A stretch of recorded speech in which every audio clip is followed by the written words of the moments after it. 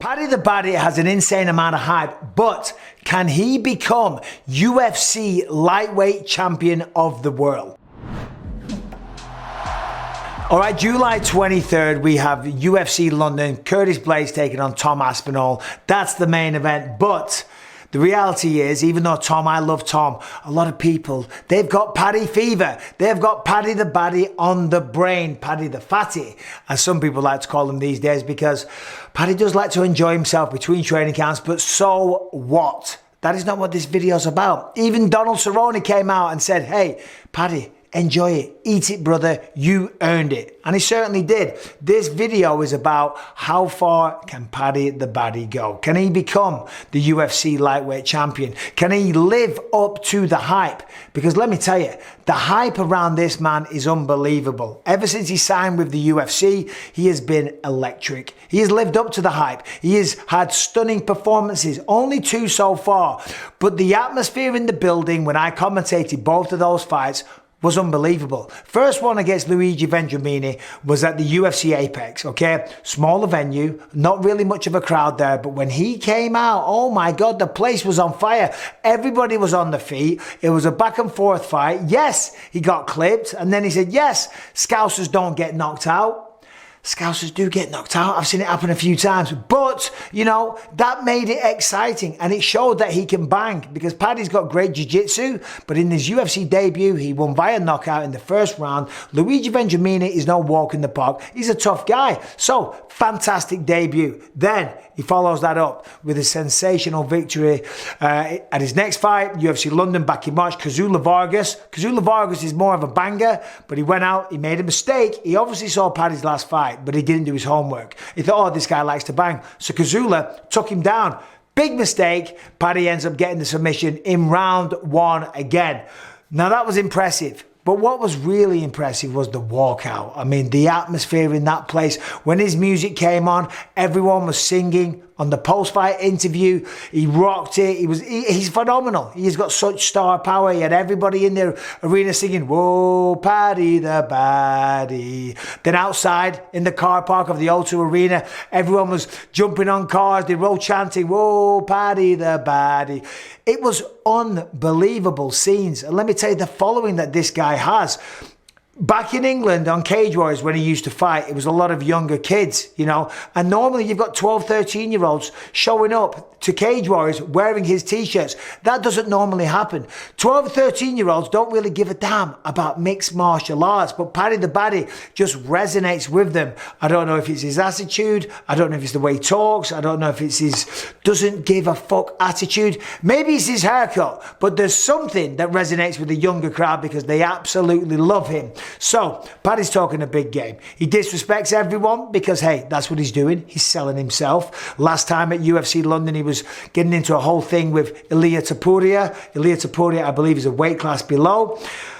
That would have been a great next fight, but because Ilia said, I'll come up to 155 and fight Paddy the Baddy. But that never happened. He's fighting Jordan Leavitt this weekend. Jordan Leavitt has got very, very good jiu-jitsu. He's had 3 victories so far in the UFC. He's had 1 defeat. On the feet, Paddy the Baddy, I believe, is probably the better striker. I think he's got more chance to win it on the feet. But if Paddy takes him down and they go engage in a jiu-jitsu match, then I really don't know who takes that. You know, Jordan is very, very good. He's a little unusual. If you see Jordan Leavitt, if he ever wins a fight, he likes to twerk. And I'm trying to do my best to give you a little twerk there, and I apologize. But yeah, that's what he does every time he wins. That's fucking weird, huh?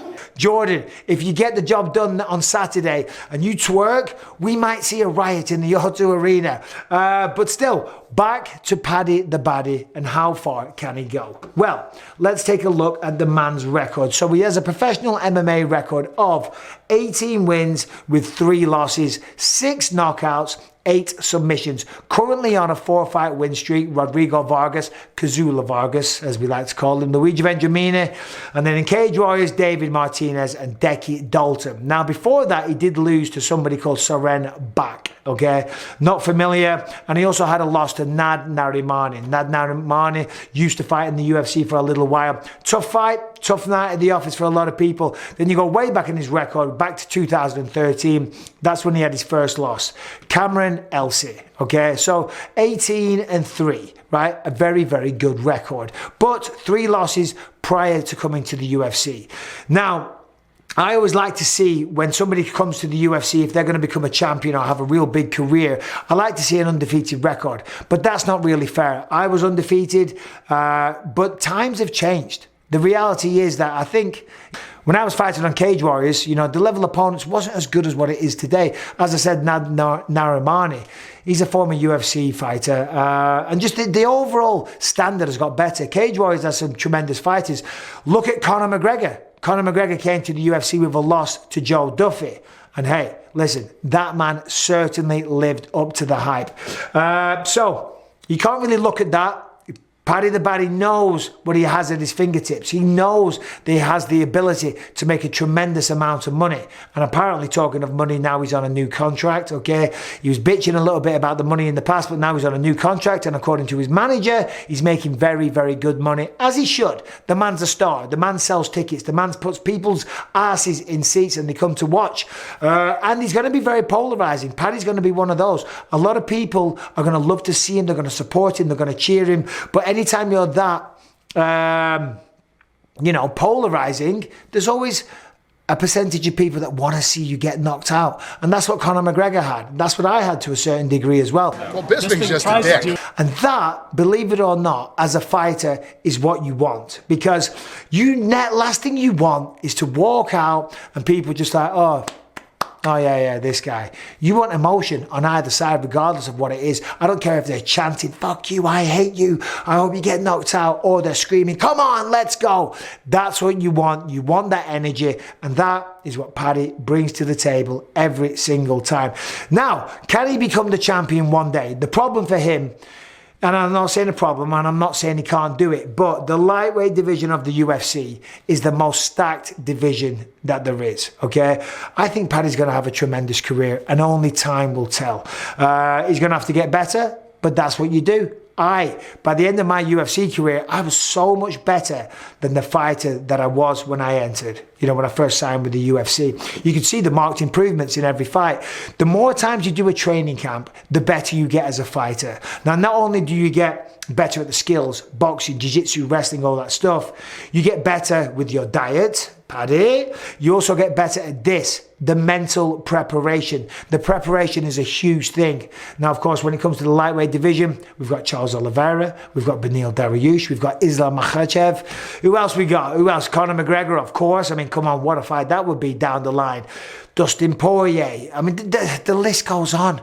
The lightweight division of the UFC is absolutely stacked. It's unbelievable. Can Paddy the Baddy become a champion one day? Can he top it? Can he do it? I don't know. Only time will tell, but I tell you what, it's going to be a bloody entertaining ride along the way. Jordan Leavitt, Paddy the Baddy, going down next Saturday, July 23rd, O2 Arena in London, and I am very excited for this one. May the best man win.